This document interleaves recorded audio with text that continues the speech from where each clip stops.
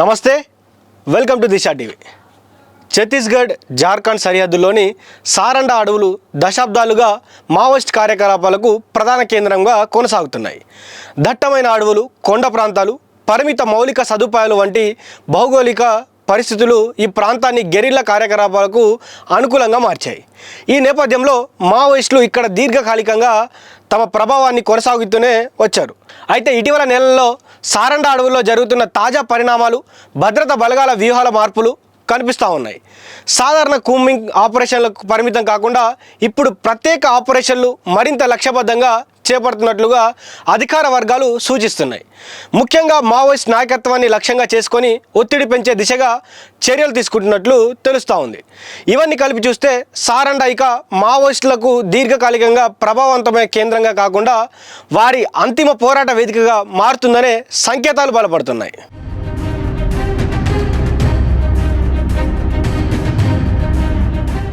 ఇందులో భాగంగానే భద్రతా బలగాలు ఇప్పుడు డీసెంట్రలైజ్డ్ వార్ నుంచి లీడర్షిప్ డెకాపిటేషన్ మోడల్ వైపు మలుపు తిప్పాయి. అంటే ఈ విధానంలో పెద్ద ఎత్తున క్యాడర్ను ఎదుర్కొనడం కంటే కమాండ్ చైన్ను బలహీనపరచడం ద్వారా మొత్తం నిర్మాణాన్ని దెబ్బతీయడమే వారి యొక్క ప్రధాన లక్ష్యంగా ఉంటుంది. గతంలో ఇతర ప్రాంతాల్లో కూడా ఇలాంటి వ్యూహాలు అమలు చేసిన సందర్భాలు చాలా ఉన్నాయి. అయితే వాటి ఫలితాలు ప్రాంతానుసారంగా మారుతూ వచ్చాయి.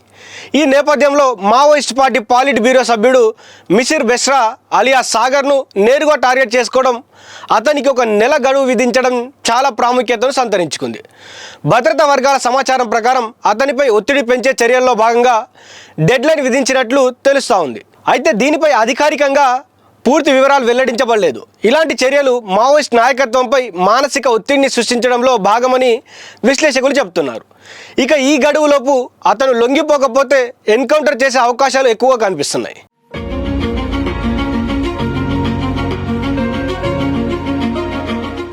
ఇదిలా ఉండగా CRPF special DG Deepak Kumar ఇటీవల సారండాలోని బాలిబా గ్రామంలో 193వ బెటాలియన్ క్యాంపును సందర్శించారు. ఈ సందర్భంగా ఆయన మాట్లాడుతూ ప్రస్తుతం దేశంలో అత్యధిక నక్సల్ ప్రభావిత జిల్లాగా పశ్చిమ సింగ్భూమ్ మాత్రమే మిగిలి ఉందని పేర్కొన్నారు. సారండా ప్రాంతంలో జరుగుతున్న ఆపరేషన్ ముఖ్యంగా మిసిర్ బెస్రా మరియు అతని బృందాన్ని లక్ష్యంగా చేసుకుని కొనసాగుతుందని ఆయన చెప్పారు. సమన్వయంతో కొనసాగుతున్న ఈ ఆపరేషన్ను త్వరలోనే నిర్ణయాత్మక దశకు తీసుకెళ్లాలనే లక్ష్యంతో భద్రతా బలగాలు పనిచేస్తున్నాయని ఆయన వ్యాఖ్యానించారు. అధికారుల అంచనా ప్రకారం ప్రస్తుతం సారండా అడవుల్లో సుమారు 45 నుంచి 50 మంది వరకు మావోయిస్టులు ఉన్నట్లు వారు భావిస్తున్నారు.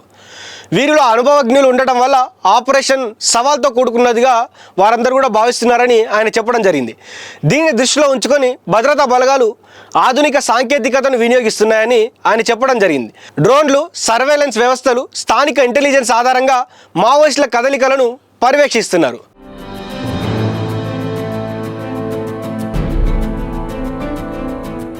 ఇక ఆపరేషన్ సమయంలో ఎదురవుతున్న సహజ సవాళ్లను కూడా గమనించదగ్గవే. తీవ్రమైన వాతావరణ పరిస్థితుల కారణంగా కోబ్రా 205 బెటాలియన్కు చెందినటువంటి ఒక జవాన్ అస్వస్థతకు గురై స్పృహ తప్పినటువంటి ఘటన చోటు చేసుకుంది. మొత్తం 7 జవాన్లు ఆరోగ్య సమస్యలను ఎదుర్కొనడంతో వారిని హెలికాప్టర్ ద్వారా చికిత్స కోసం తరలించారు. ఈ ఘటనలు ఆపరేషన్ ఎంత కఠిన పరిస్థితుల్లో కొనసాగుతుందో కూడా మనకు ఒక ఎగ్జాంపుల్గా చూపిస్తున్నారు. మరోవైపు మిసిర్ బెస్రా కుటుంబ సభ్యుల కదలికలపై వచ్చిన వదంతులను కూడా అధికారులు ఖండించారు. ఇలాంటి అపోహలు ఆపరేషన్పై ప్రభావం చూపే అవకాశం ఉన్నందున అధికార వర్గాలు వాటిని నిరాకరించాయి.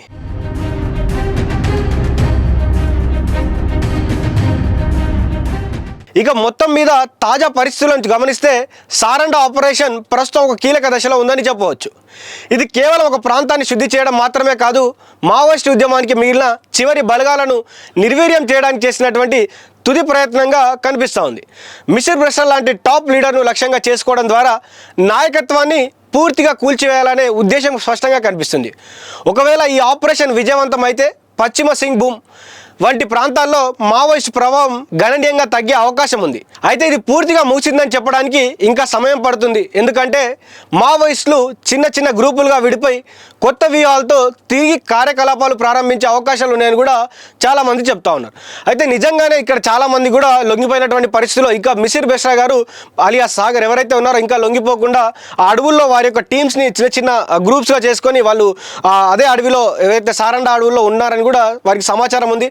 సో పోలీసులు కూడా ఆర్మీ బలగాలు సిఆర్పిఎఫ్ జవాన్లు కూడా అక్కడే ఉండి వారిని పర్యవేక్షిస్తూ ఉన్నారు. వారిని ఒక నెల పాటు కూడా టైం ఇవ్వడం జరిగింది. ఆ నెలలోపు ఒకవేళ లొంగిపోకపోతే నిజంగానే ఎన్కౌంటర్ చేస్తామని కూడా చెప్పడం జరిగింది. ఈ సమయంలో వారి కుటుంబం కూడా కొద్దిగా ఆందోళన చెందుతూ ఉంది. వాళ్ళ కుటుంబానికి కూడా వారు ధైర్యం ఇవ్వడం జరిగింది. నిజంగానే మిస్టర్ బెస్రా గారు బయటికి రాకపోతే కాల్ చేస్తాం, లేకపోతే వారికి తగినటువంటి శిక్ష ఉంటుందని వారు చెప్పడం జరిగింది. ఇచ్చినటువంటి ఈ నెల రోజుల టైంలో మరి ఆయన బయటికి వస్తారా, లేకపోతే అడవులోనే ఆయన ప్రాణాన్ని వీడతారా అనేది కూడా ఇంకా తెలియనటువంటి పరిస్థితి. నిజంగా మిస్టర్ బెస్రా గారు బయటికి రావాలని చాలామంది ఆయనకు చెప్తా ఉన్నప్పటికీ ఆయన బయటికి రావడం లేదు. ఇంకా అరణ్యంలోనే ఉన్నారు కాబట్టి మరి ఆయన బయటికి వస్తారా లేదా అనేది కూడా ఇప్పుడు ఒక హాట్ టాపిక్గా మారింది. కాబట్టి నిజంగా ఆయన బయటికి వస్తారా లేదా అనేది కూడా చాలా సస్పెన్స్గా మారింది. చాలామంది కూడా ఆయన బయటికి రమ్మని కూడా వేడుకున్నటువంటి పరిస్థితి. ఇప్పుడు సారండ అడవుల్లో ఉన్నటువంటి 45 నుంచి 50 మంది మావోయిస్టులు ఎవరైతే ఉన్నారో ఆ మావోయిస్టులందరూ కూడా జనజీవన సమితిలో కలవాలని కూడా చాలామంది చెప్తారు.